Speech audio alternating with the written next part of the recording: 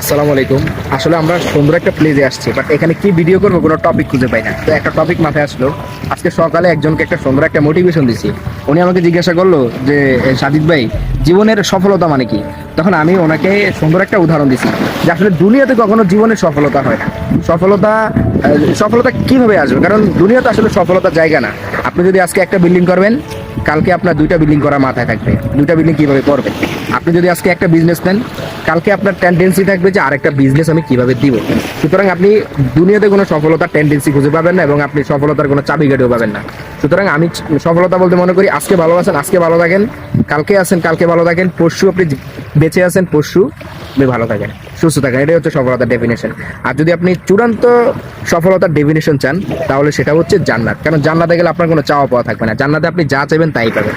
সুতরাং দুনিয়াতে আমরা যা চাই তা পাই না। সুতরাং দুনিয়াটা আমরা কখনো বলতে পারি না যে সফলতার চাবিকাঠি। তাই দুনিয়াতে যতদিন আছেন বেঁচে থাকেন, ভালো থাকেন, সুস্থ থাকেন।